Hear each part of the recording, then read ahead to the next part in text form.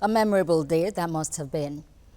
The Bayelsa state government is committed to building critical infrastructure in its 8 council areas, preparatory to briefing Governor Seriake Dixon and members of the Executive Council. Commissioner for Works and Infrastructure Lawrence Eruk-Jako, his education, agriculture and power counterparts embarked on an inspection visit to determine the state of completed projects for commissioning. Temie George has details.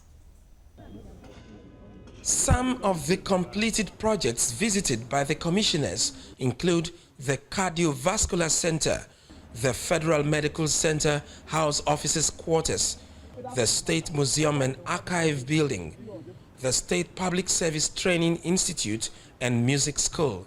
Other completed projects are the Drug Mart and the Bayelsa Diagnostics Center.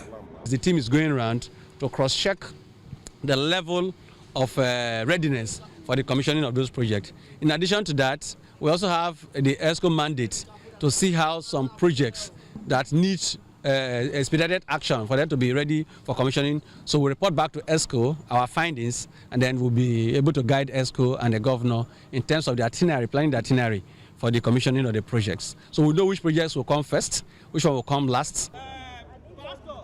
Commissioners also visited Annex 4 and 5 of the Bayelsa State Secretariat, the Government Clubhouse, the Transparency Plaza, and the newly completed St. Jude's Girls Secondary School.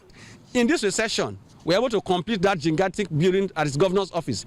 People should commend us. So I think Bayelsans need to know that it is possible with Governor Dixon. So what we are trying to do now is to tell them that that impossibility that people think is impossible in Bayelsa is possible.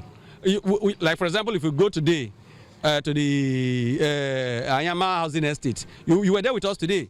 Somebody would not believe that such a project is going on there. You drove the road to Ayama and you can drive to Egebri. It's a project undertaken by this government. You can drive to Foni, this government, and we are feeling yet on that road.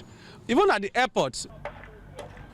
Construction is still ongoing at the 1,600 low-cost housing estate at Anyama, Southern Ijo, while work at the Oxbow Lake Viewing Pavilion has reached an advanced stage. Temie George, TVC News, Yenagoa, Bayelsa State. And outside Nigeria.